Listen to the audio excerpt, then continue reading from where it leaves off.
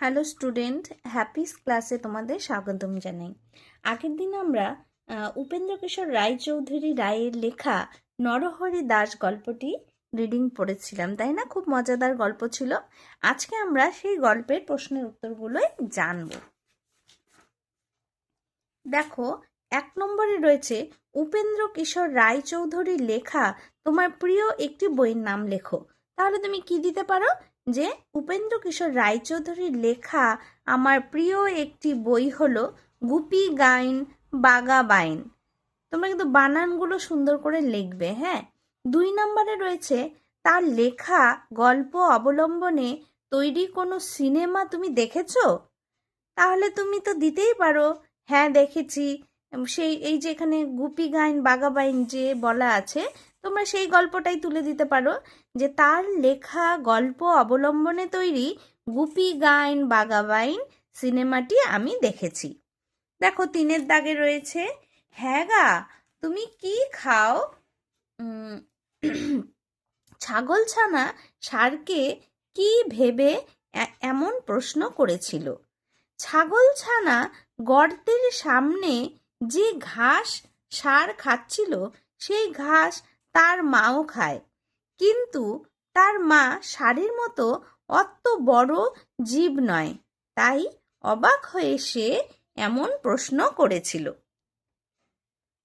3-2 রয়েছে বাঘ গল্পে বাঘ হলো শিয়ালের মামা, আর নরহরি দাস নিজেকে কার মামা দাবি করলো? গল্পে বাঘ শিয়ালের মামা হলেও নরহরি দাস কিন্তু নিজেকে সিংহের মামা বলে দাবি করে। 3-3 ছাগলছানা ষাঁড়ের সঙ্গে কেন বনে গিয়েছিল? ছাগলছানা ষাঁড়ের সঙ্গে বনে গিয়েছিল কারণ বনের ভিতরে যে অনেক ভালো ঘাস খেয়ে ষাঁড়ের মতো বড় হতে চেয়েছিল। 3-4 ছাগলছানা সেদিন রাতে কেন বাড়ি ফিরতে পারেনি?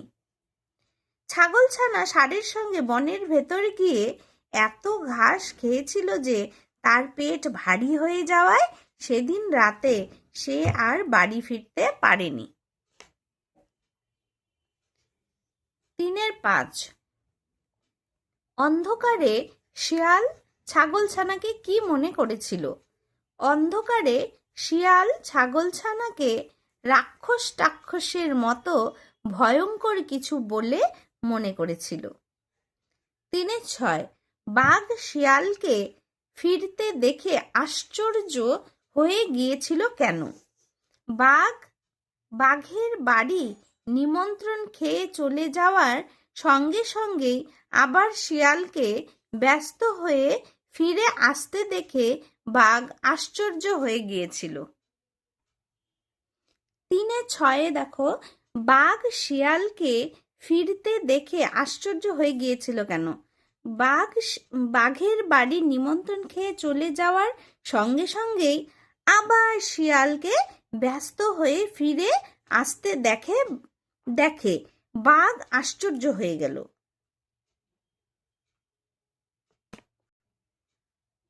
3-6 কি রয়েছে?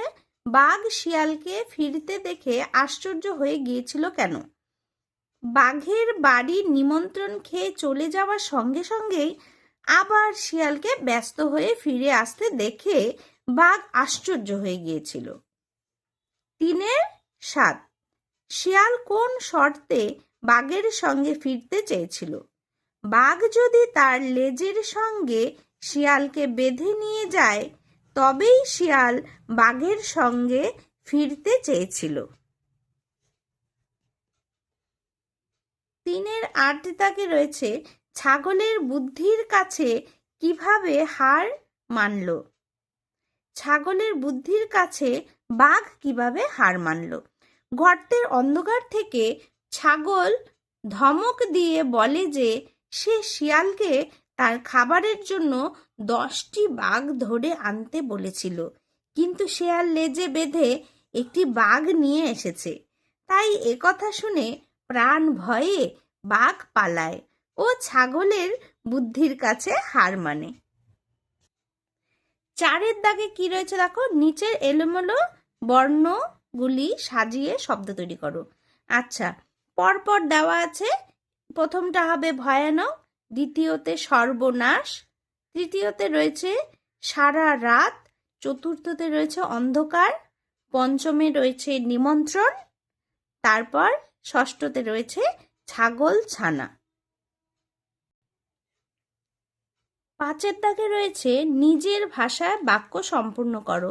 দেখো, অল্প করে দেওয়া আছে, কোনো লাইনের অল্প কিছুটা অংশ তুলে ধরা আছে, তারপরে বাকিটা তোমাকে কিন্তু নিজের ভাষায় লিখতে হবে। প্রথমে কি রয়েছে, যেখানে মাঠের পাশে বন আছে, তারপর তোমাকে এতটুকু বানিয়ে লিখতে হবে, আর বনের ধারে মস্ত পাহাড় আছে, সেইখানেই একটা গর্তের ভেতর ছাগল ছানা থাকতো। দুয়ে রয়েছে, সেই বনের ভেতরে খুব চমৎকার ঘাস ছিল। তিনে রয়েছে ছাগলছানাটা কালো ছিল, তাই শিয়াল অন্ধকারের ভেতর ভালো করে দেখতে পেল না। পাঁচের চারে রয়েছে, বাঘ শিয়ালকে বেশ করে লেজের সঙ্গে বেঁধে নিয়েছে, আর শিয়াল ভাবছে এবারে আর বাঘ মামা আমাকে ফেলে পালাতে পারবে না। পাঁচের পাঁচে রয়েছে, বাঘ ভাবে বুঝি সেই নরহরি দাস এলো, তাই সে আরো বেশি করে ছোটে। তাহলে আসো দেখি আমরা ছয়ের দাগে কি রয়েছে। ছয়ের দাগে রয়েছে, একই অর্থের শব্দ পাশের ঝুড়ি থেকে খুঁজে নিয়ে পাশাপাশি লেখো। তো পাশের ঝুড়িতে কি কি শব্দ রয়েছে দেখো, এখানে কি কি, অবাক, ঘাস, অজ, শাস্তি, জঙ্গল।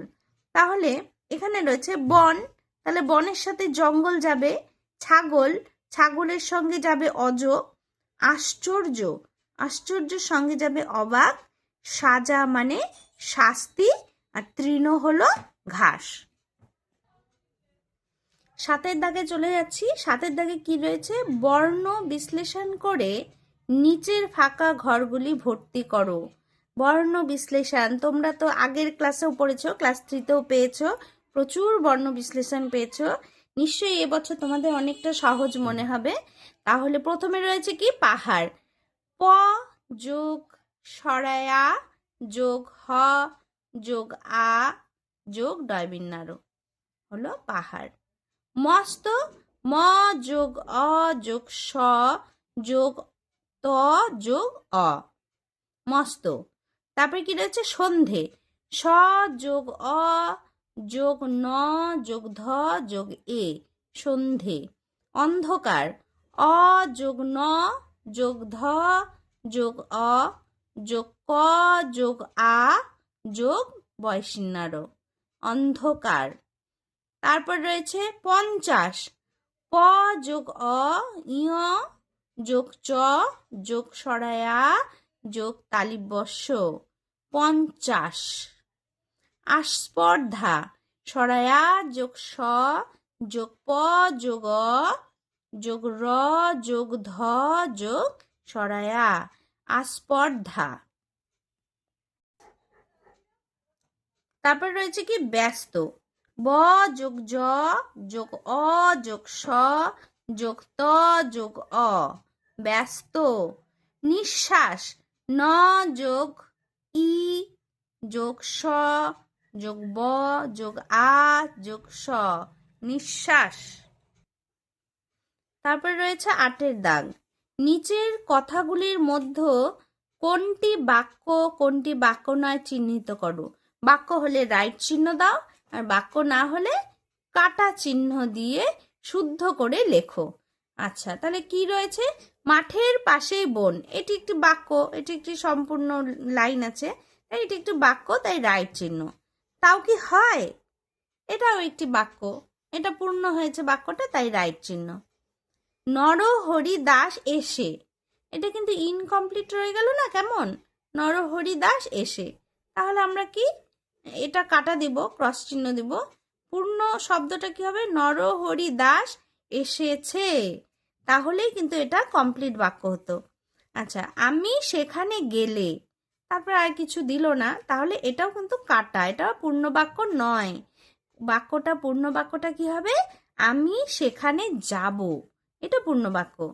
কিন্তু এটা পূর্ণ বাক্য নয়, তাই এই দুটোই পরপর কাটা। তারপরে কি রয়েছে? ছাগল ছানা বাড়ি ফিরে এলো।